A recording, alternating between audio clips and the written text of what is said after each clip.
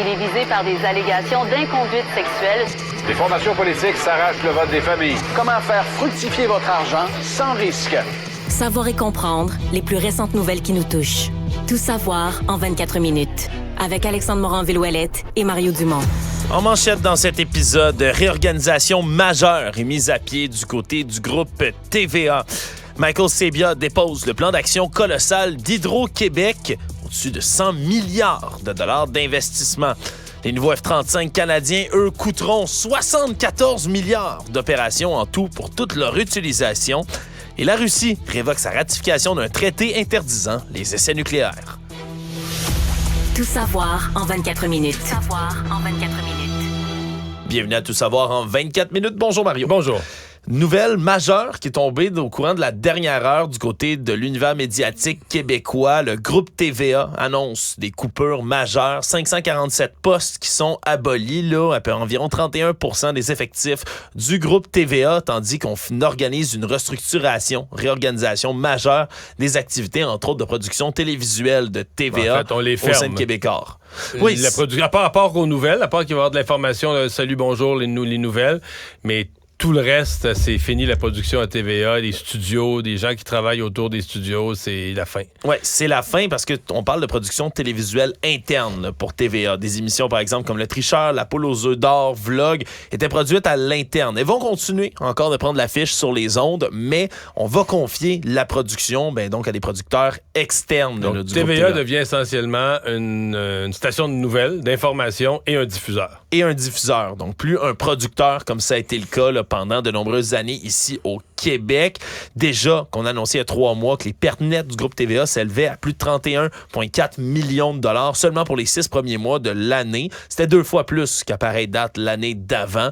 Et là, maintenant, on voit les résultats de tout ça. Déjà que 140 postes avaient été abolis du côté du groupe TVA en février. Réorganisation aussi, Mario, qui va nous toucher, nous ici à Cube Radio, qui va toucher l'ensemble des médias d'information qui font partie du groupe Québécois Média. Parce qu'il y a tout un changement immobilier là aussi, là, des édifices qui vont être à vendre, des fermetures en région. C'est une transformation, là, les gens peuvent pas imaginer l'ampleur. C'est tout ce que vous avez connu de TVA, oubliez ça. En ondes, ça paraîtra peut-être pas tant que ça en ondes, parce qu'en ondes, tu le sais pas si une émission est produite par un producteur privé ou produite à l'interne. Il va encore avoir des émissions en ondes, mais pour le groupe, là, puis le nombre d'employés, puis c'est pas juste des postes vacants qu'on abolit, là. C'est des centaines et des centaines d'employés, dont certains qui sont derrière ce que vous voyez à la télé là, depuis des décennies, des gens qui sont rentrés à 20 ans, à 25 ans, 30 ans, travaillent là depuis 20-25 ans. Non, c'est excessivement difficile pour ces gens-là. Qui vont s'en aller... Oui, on a une pensée d'ailleurs pour nos collègues aujourd'hui là, qui subissent malheureusement là, cette nouvelle. Puis la restructuration du côté médiatique, les bulletins de nouvelles régionaux maintenant, ça va être confié aux équipes de la capitale nationale, donc à Québec, qui eux sont tous rapatriés. Il n'y aura plus de station régionale. Il n'y aura plus vraiment de station régionale, c'est ce qu'on peut lire entre les lignes. Il va y avoir des journalistes, on va garder des petites équipes de journalistes en région. Qui vont se déployer donc pour aller chercher de la nouvelle régionale, mais le bulletin de nouvelles régionales, les régionaux, vont être assurés à partir de Québec. Là, mais ça, à mon avis, il va y avoir des réactions. Il va y avoir des réactions. Quand je vais le dire dans mes mots, tout le monde, là tu vas voir les préfets en région, puis tout le monde, les députés en région, on va dire ça n'a pas de bon sens. Tout ce monde-là ont entendu les cris d'alarme de Pierre-Carl Péladeau. Où était-il? Je pense que les gens se disaient, voyons donc, Québécois, là, c'est TVA, ça appartient à... TVA, c'est riche, TVA, c'est plus gros codes d'écoute, TVA, c'est gros. Il y a comme une inconscience quand Pierre-Carl Péladeau disait, non, mais là, l'argent, on perd l'argent par dizaines de millions, ça ne peut pas durer, là, ça va mal finir. Le CRTC, t'en veux-tu un organisme englué, le dinosaure dans le milieu dans le milieu de la pièce où tout se transforme, qui met des obligations aux télé, aux radios, en met pas aux géants du web, vraiment un organisme totalement... Puis j'en veux même pas aux individus, là, c'est un organisme totalement dépassé par les événements. Qui devrait être revu dans son entièreté. Là. Mais tout ce monde-là a l'air fou. Là. Tout ce monde-là, à soir, OK, là, le plus gros joueur en télé, privé francophone au Québec, il est rendu là. Il est acculé au pied du mur, il est rendu là. T'sais, tout ce monde-là a l'air fou. J'ai hâte d'entendre la ministre Pascale Saint-Onge. J'aurais aimé lui parler aujourd'hui dans l'émission, parce que les ministres du patrimoine, ils ont défilé à Ottawa, eux aussi, là, promettent. Finalement, tout ce qu'ils ont fait, c'est donner de l'argent à Radio-Canada. Beaucoup d'argent à Radio-Canada. Pour le reste, ils ont voté des lois qui s'appliquent pas. Ils ont assis sur leurs mains, rien fait, là. Oui, exactement. Et là, on va rapatrier aussi tout ce qui est de production médiatique montréalaise. Mario, ça va être déplacé. Ici à Cube Radio, on va être déplacé au même endroit que les gens du Journal de Montréal, 24 heures de TVA Publications, TVA Nouvelles, LCN. Tout ça va se retrouver dans les anciens locaux du Journal de Montréal, justement, sur la rue Fontaine. Ça en dit long sur à quel point tout rapetisse, là. Parce que c'est les anciens... Autrefois, ces bureaux-là étaient bien pleins avec juste le Journal de Montréal. Puis là, tu vas mettre maintenant tous les médias du groupe, TVA, le journal, Cube Radio, tout le numérique. Tu vas être capable de tout rentrer et des studios dans les anciens bureaux du journal. Je trouve que c'est une image forte sur l'ampleur de la décroissance là, dans le monde des médias, des difficultés qui sont rencontrées. Ça vient affecter, bien évidemment, le boulevard, l'immeuble du boulevard de Maisonneuve, là, le 1600, le fameux, le bâtiment TVA. Ce que les gens appellent TVA. Moi, j'étais en politique, on venait à Montréal, puis on faisait une petite tournée média. Là, on passait à TVA. Ça, Mario, c'est la fin aussi pour ce bâtiment-là. C'est incertain exactement ce qui va se passer là à l'endroit. Mais semble-t-il qu'on étudie la possibilité de transformer tout ça en logements sociaux, Mario, dans un coin, là, le centre-sud de Montréal, où il y a des besoins. Où il y a beaucoup de besoins en logements sociaux. Semble-t-il que des discussions qui se passent en ce moment là, pour tenter là, de créer ce genre de nouvel établissement-là dans les locaux. Mais pour ce qui est de TVA, comme tu le dis, comme tu l'appelais en politique, puis avant, mais c'est fini. C'est vraiment l'aventure TVA de cet endroit-là est finie dans le local. Donc, il faudra voir pour le reste, mais la conférence de presse du président-chef de la direction de Québécois Média, Pierre-Carl Belado, est encore en train de se poursuivre. Mais elle est sur un thème. Elle est sur un seul thème, c'est sauver TVA. En fait, ce qu'on comprend, c'est que c'était un nouveau TVA qui devient un strict diffuseur, qui devient quelque chose de différent, ou c'était plus du tout, là. Oui. On était devant des choix.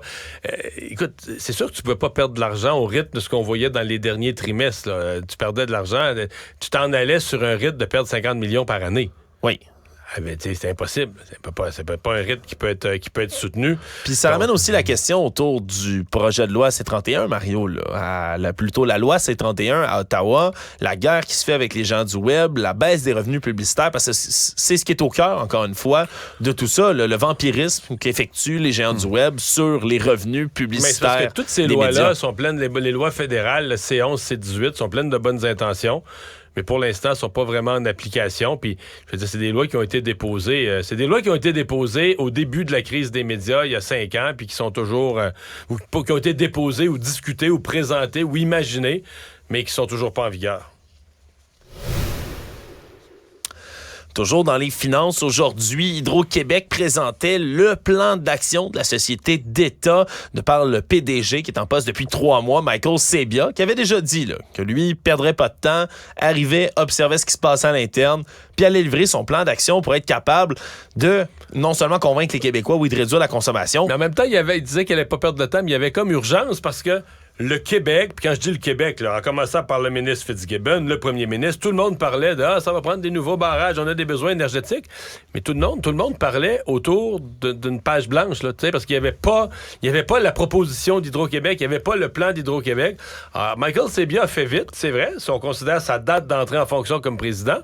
Mais il n'y avait comme pas le choix. Là. Il fallait que cette balle soit mise en jeu. Parce que là, demain matin, si on parle d'avenir énergétique, on parle de quelque chose. On parle autour d'un document. Mais tout le monde ne sera pas d'accord. Il y en a qui vont dire qu'il faut plus de ceci, moins de cela. Mais on parle autour de quelque chose. Et ça, je pense que c'est important. Oui, parce qu'on veut vraiment augmenter là, la capacité de production hydroélectrique et électrique tout court chez Hydro-Québec pour être capable de répondre à la demande. On dit que d'ici 2050, là, c'est entre 150 et 200 TWh additionnels que ça va nous prendre là, sur l'ensemble du réseau. Alors pour ça, on va commencer par doubler la cible d'efficacité énergétique du côté d'Hydro-Québec. On va la faire passer à 21 TWh d'ici 2035. Et là-dedans, on parle d'investissements massifs, Mario, pour ce qui s'en vient. L'ensemble des investissements de ce que Michael Sabia a dit aujourd'hui, d'ici 2035, ça pourrait passer jusqu'à 185 milliards de dollars. Là. C'est fou, on parlait du prix du tramway de Québec plus tôt cette semaine. Puis là, c'est des chiffres qui sont... Évidemment, on ne parle pas du même ordre d'idée, bien sûr. D'abord, tu parles d'une compagnie qui fait énormément d'argent. On en a besoin, remarque, pour financer les hôpitaux et les écoles. Mais si on produit plus d'électricité, exemple, construire des barrages, construire des éoliennes, mais tu construis des machines à imprimer de l'argent. Je comprends que tu empruntes ou tu dépenses pour les construire, mais tu sais, mettons, pense aujourd'hui à l'argent qu'on a mis, les milliards qu'on a mis pour construire le barrage Robert Bourassa, LG2. Oui. C'est remboursé depuis un bout. C'est remboursé, puis tu veux pas... À chaque minute, là, ça fait gling, gling, gling. Fait que tu peux pas... C'est quelque chose de spécial, Hydro. Donc oui, on se rend compte qu'il faudrait investir. Moi, je note quand même au passage. Je m'y attendais, là, plus d'éoliennes, du solaire, des barrages hydroélectriques. Ouais, c'est tout un programme. Ça, je m'y attendais. Moi, ma surprise, c'est le chapitre qui est d'ailleurs le chapitre 1, sur le service aux citoyens ordinaires, le service à l'usager ordinaire et la fiabilité du réseau. Oui, parce que Michael Sabia a admis aujourd'hui que le niveau de service n'est pas au rendez-vous, puis qu'il y a une détérioration là, vraiment dans les dernières années de la fiabilité du réseau. Donc, de plus en plus de pannes de courant. Pas de cachette. Il y a un paragraphe là-dessus, là, bing, bing, bang. Il y a plus de pannes. C'est pas une perception des gens. C'est inquiétant. Là, vraiment, c'est notre faute. C'est nommé. Il y a un problème. Mais par contre, c'est une chose de nommer le problème. C'est des milliards d'investissements. Entre 45 et 50 milliards sur de dollars. 10 ans. Donc, 4-5 milliards par année. Notamment là, pour améliorer donc, la fiabilité du réseau. La végétation. Même, il y a une partie de ça qu'on parle de poteaux en composite. Donc, on aura une nouvelle génération de poteaux électriques à certains endroits stratégiques. Le poteau en bois est pas assez date, Alexandre. Oui, voilà. Puis ça va être plus fiable de ce côté-là. Oui, c'est toutes sortes d'innovations. Puis là, après ça aussi, l'augmentation de la capacité de production, OK, mais le transport aussi là, qui doit se faire avec les lignes des nouveaux poteaux comme ceux-là. Et là, on parlait, oui, de construire de nouveaux barrages. On ferme pas la porte au retour du nucléaire à Bécancour. Production éolienne, Mario, c'est quand même fou. Là. On dit, entre autres, là, qu'on veut tripler la production éolienne de Hydro-Québec. C'est à peu près 15 fois la superficie de l'île de Montréal en termes d'éoliennes. Tu as un parc éolien là, de terre. Mais j'ai hâte on de s'entend voir réparti. Est-ce qu'on va aller du côté de ce qui est très, très à la mode, là, des parcs éoliens en mer? Oui. Parce qu'au Québec, on a des zones, c'est sûr qu'on a des zones très touristiques où la mer fait partie du paysage, mais on a des bords de mer où ils ventent en...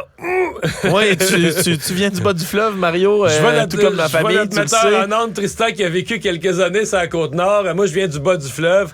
Il vend autant sur le bord du fleuve. L'estuaire du Saint-Laurent, là, puis c'est comme un entonnoir, là, tu sais, t'as le vent du Golfe qui rentre, mais comme ça rétrécit, puis t'as des montagnes, les Appalaches, les Laurentides, là, ça... C'est tout un entonnoir qui crée un corridor de vent. Là. Oui, donc c'est un endroit idéal peut-être pour construire des éoliennes. Pour l'instant, c'est pas précisé, mais c'est vraiment là, investissement massif. Mario, on parle ni plus ni moins là, pour les travaux qui s'en viennent. Chaque année, 35 000 nouveaux travailleurs. Pas qu'ils s'additionnent, mais au moins 35 000 travailleurs nouveaux par année pour Hydro-Québec. Chantier massif qui s'en vient. Actualité. Tout savoir en 24 minutes. Parlant de dizaines de milliards de dollars d'argent, Mario, cette semaine... La défense canadienne. Oui, on dirait que cette semaine, on est bombardé par des nouvelles comme ça, le tramway de Québec. En début, lundi, c'était le pont-tunnel où Hippolyte-Lafontaine, l'augmentation de coûts, c'est des milliards. L'augmentation du tracé du tramway, des milliards. Là, milliards Hydro-Québec, milliards F-35 aussi, Mario. On annonce là, du côté du bureau du directeur parlementaire du budget, là, qui fait toujours un peu l'espèce de recensement de tout ce que ça va coûter, certaines promesses, certaines mises donc de programmes de l'avant du côté du fédéral. Et là, on dit que pour le programme des 88 avions F-35 qui s'en vient, mais c'est un coût estimé à 74 milliards de dollars que ça va coûter pour acheter, mais aussi pour entretenir d'un bout à l'autre, si on veut, de leur vie utile, les F-35 au pays. Donc, c'était déjà 19,8 milliards de dollars que ça va coûter aux contribuables pour l'achat. Oui, ne faites pas le saut. Ceux qui ont bien suivi, c'est 1 milliard de plus que lorsqu'on a annoncé l'achat, déjà seulement en raison du taux de l'inflation puis du taux de chômage qui augmente.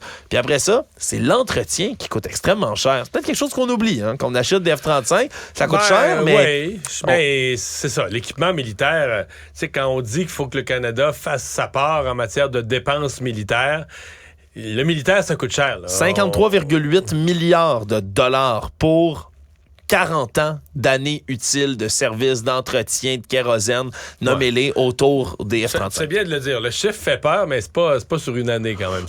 C'est sur la vie utile, sur l'ensemble de... Exactement. Donc, la livraison des 4 premiers avions est attendue déjà en 2026 du côté de l'entreprise Lockheed Martin. On les a comptés sur 40 ans? Oui.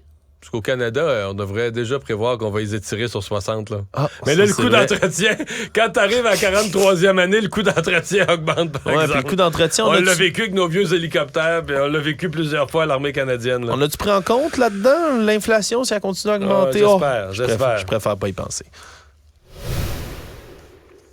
En politique provinciale, maintenant, ce matin, un point de presse émotif à l'Assemblée nationale a eu lieu. Le député solidaire Arun Boisy qui s'est insurgé, littéralement jusqu'aux larmes, du refus de la Coalition Avenir Québec d'appuyer une motion qui était déposée pour réclamer un cessez-le-feu sur la bande de Gaza. Et François Legault a refusé, tout comme le reste de son parti, d'enjoindre leur voix, leur parole et leur vote derrière cette motion-là, en disant, puis en soutenant le fait qu'Israël a le droit de se défendre, a le droit de prendre des actions contre le Hamas, groupe terroriste, malgré le fait, bien évidemment, que les bombardements touchent en grande majorité les populations civiles en ce moment dans la bande de Gaza, ce qui pousse plusieurs organismes humanitaires, plusieurs États aussi à dénoncer la situation humanitaire et de possibles crimes de guerre aussi en bande de Gaza. Mais ça a vraiment venu chercher là, le député Boisy qui avait les larmes aux yeux, le moton dans la gorge, comme on dit, durant cette conférence de presse. On peut d'ailleurs écouter comment ça sonnait ce matin. Ces enfants-là ne sont pas des animaux, comme le disent les militaires israéliens. C'est des êtres humains. C'est des êtres humains. C'est pas possible. C'est des êtres humains et ils sont pas capables d'appeler un cessez-le-feu. Vous me demandez qu'est-ce que j'en pense? C'est des êtres humains, c'est ça que j'en pense. Et Alors, on disait plutôt du gouvernement Legault, on s'en est défendu en disant que ce qu'on demande, c'est pas un cessez-le-feu, mais une trêve humanitaire. En fait, on reprend un peu le vocabulaire de Justin Trudeau, mais pour lequel il y a une différence majeure là, concernant le droit d'Israël de se défendre. Moi, j'ai écouté le député Boisy. On aime... Écoute, les élus parlent avec leur cœur, c'est bien. On a senti l'émotion. Personne ne va remettre en cause sa sincérité. Semble être très en phase avec les souffrances que vivent les civils palestiniens. C'est juste que j'entendais ça, et je disais, oui, mais tout triste, tout épouvantable que soit la situation, vous voulez une motion pour un cessez-le-feu. Mais le 6 octobre dernier, là, c'est ça qu'on avait en Israël, un cessez-le-feu entre Israël et la bande de Gaza. Il y avait personne qui tirait sur personne. On vivait en situation de cessez-le-feu, de la tension un peu des deux côtés, mais c'était ça le 6 octobre. C'est le Hamas, le 7 octobre au matin, qui a déclenché une guerre.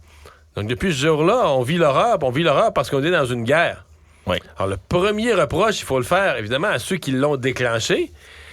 Puis, ce qui met fin à une guerre, une des façons, c'est qu'une des parties se rende. Là. Si le Hamas dit demain, on se rend, puis est prêt à signer des traités, et là, je vais être le premier à dire, on crée une force internationale. On dit à Israël, c'est fini. Tu sors de là, tu tires plus une bombe. Puis là, on crée une force internationale qui va avoir pour mandat de désarmer le Hamas. Parce que là, le Hamas va signer une reddition là, dans laquelle il accepte qu'on va fouiller tous leurs tunnels. On enlève toutes les armes jusqu'à la dernière. Toutes les stations de lancement de roquettes, on désarme tout. Si le Hamas disait demain matin, on est prêt à ça, à mon avis, cette guerre est terminée. Mais là, pour l'instant, il y a une guerre. Là. Le Hamas tire des roquettes, ça bombarde des deux côtés. Vous allez me dire, ce ne sont pas de force égale, mais là, fallait pas déclencher cette guerre. Oui, le problème, c'est qu'on doute à ce point-ci que le Hamas ait beaucoup de préoccupations pour les populations civiles, considérant... Là, ça, c'est une autre catastrophe. Il est là le problème. Il est là le problème. Puis le Hamas, j'ai encore vu des images là, de dépôts d'armes qui sont en dessous des hôpitaux. C'est que même la Convention de Genève n'est pas si claire là-dessus. Là. Non, Qu'est-ce qu'on doit faire quand un groupe ou un pays utilise un hôpital pour cacher un quartier général militaire, des dépôts d'armes? C'est tellement épouvantable Alors, c'est pour ça que d'arriver puis de dire à l'Assemblée nationale, on devrait voter une motion sur un cessez-le-feu, ça peut partir d'une intention extrêmement sincère, là, une volonté d'arrêter des massacres. Oui, puis on comprend le député Boisy aussi, mais émotif. Mais c'est pas... D'abord, on va régler une chose. Même si l'Assemblée nationale avait voté la motion hier, Je veux dire, l'Assemblée nationale, le Québec se serait mis à dos Israël, puis on aurait posé des gestes un peu bizarres dans notre politique internationale traditionnelle, mais on n'aurait pas arrêté. Je pense pas que Netanyahou aurait arrêté dans la minute suivante les bombardements. Non. Mais on peut pas, malgré l'ampleur de la situation, on peut pas simplifier ça. Puis, c'est ça. J'espère sincèrement qu'on va... À la sortie de la période des questions, François Legault a dit qu'il voulait travailler sur un nouveau libellé. J'espère qu'on va y arriver. J'espère qu'on va arriver à réécrire une motion par laquelle l'Assemblée nationale exprimerait sa volonté d'une trêve humanitaire. Oui. J'espère qu'on va réussir à le faire. Tout savoir en 24 minutes. Semble-t-il que les monarques, Mario, peuvent être arrêtés eux aussi, même s'ils sont de la royauté. Eh oui, le faux roi du Taïos, cet état imaginaire inventé par Jean-Denis Boudreau, 43 ans, résident des Laurentides, dont vous avez sûrement entendu parler, leader complotiste de type citoyen souverain, qui s'imagine qu'il y a un pays qui lui appartient, le Taïos, dont il est le roi légitime, le roi Régis Lucius Ier. Eh bien, il a été condamné aujourd'hui à 23 mois de prison, presque 2 ans derrière les barreaux. Ça n'a pas fonctionné du côté du juge François Huot et donc a été retrouvé coupable d'outrage au tribunal. Outrage, entre autres, pour avoir taxé un juge d'être corrompu lorsqu'il se trouvait déjà en cours en octobre dernier. Il avait déjà, on se souviendra, menacé de mort, harcelé des policiers en ligne et il devra retourner devant les tribunaux aussi parce qu'il est accusé d'avoir entravé ou intimidé le travail des policiers. Accusation de harcèlement, accusation d'avoir produit des documents contrefaits, parce que de faire un faux passeport, même si c'est un pays imaginaire que vous avez inventé chez vous, mais c'est illégal. C'est pas permis. Oui. Donc, ça va être, il va y avoir du temps pour réfléchir à ces agissements de ce côté, mais monsieur la Cour a quand même parlé fort dans ce cas-ci. Oui, absolument, parce que c'est un outrage au tribunal, puis de commencer à s'en prendre comme ça aux tribunaux. Ouais, c'est probablement ça que le tribunal n'a pas aimé là, dans l'exercice. Économie. L'application de livraison de nourriture à domicile DoorDash a commencé à tester une nouvelle fonction selon ce qu'a rapporté le réseau américain CNN aujourd'hui. Des commandes maintenant que vous pourrez faire sans pourboire, comme c'était déjà le cas. Mais si vous le faites, ça va vous faire apparaître une petite notification dans votre écran. C'est un peu drôle, ça. Un peu. Oui, puis je vais la lire, la traduction francophone de ce que ça donne comme petite notification. Pour l'instant, au Québec, là, essayez pas en même temps que vous m'écoutez, ça fonctionne pas. Là, c'est pas une fonctionnalité qui est encore ici, mais qu'on est en train de tester. Si vous le faites, là, sans type, les commandes sans pourboire peuvent prendre plus de temps avant d'être livrées. Êtes-vous sûr de vouloir continuer? Après ça, le petit message continue. Les Dashers, ça c'est le nom des livreurs, peuvent prendre et choisir les commandes qu'ils désirent. Les commandes sans pourboire peuvent mettre plus de temps à être acceptées et donc plus longues à livrer. C'est un sorte de petit message qui fait beaucoup réagir. Et aux États-Unis et ici... Ouais, c'est un peu comme une petite menace. C'est comme, OK, vous ne donnez pas de pourboire. On veut pas vous dire que vous êtes cheap, monsieur ou madame, mais si vous le faites, ça se peut que ce soit plus long parce que nous, on a le droit de pas prendre vos commandes ou de les prendre plus tard si jamais vous typez pas. Intéressant concept, à un moment où on remet même en cause, on chiale un peu contre le type ces temps-ci au Québec. C'est ça que j'allais dire, ça s'inscrit dans tout le débat sur le type parce qu'il y a quelques années, en gros, c'était comme acquis que tu donnais 15 pour aller au restaurant, tu donnais 15 de type sur le montant avant taxe. Oui. Puis... Tu sais, des fois, t'en donnais plus. Rarement moins. Toi, dans mon cas, rarement moins. Moins vraiment d'un service de merde, tu sais, que j'ai pas eu ce que je voulais, puis la personne s'en fout, puis j'y ai dit, puis elle était bête, puis tout ça. Puis souvent, tu sais, quand t'avais un beau souper, puis ben du fun, tu disais, tu sais, le serveur ou la serveuse est venue plusieurs fois à la table, tu lui as donné du trouble, puis va me rechercher du sel, puis de l'eau, puis tout ça. C'est quand tu donnes un peu plus. Fait que ça, c'était la norme. Là, j'étais aux États-Unis en fin de semaine à Chicago, là. Trompez-vous pas, là. C'est pareil comme ici. Souvent, là, on offrait le pourboire 20, 22, 24, 25. C'était ça, les chiffres. 20, 20. Même pas notre 18 qu'on a au Québec, là. Ce qui est déjà frustrant pour certaines personnes. Ce qui est déjà frustrant. Et que là, c'est devenu ça. Puis après taxe, au Québec, souvent, c'est le 18, mais ils veulent te le faire prendre sur le montant avec taxe. Le 18 est 20, le 24 et le 20 est 22. Donc, c'est comme si la relation avec le pourboire est en train de se transformer. Le Monde.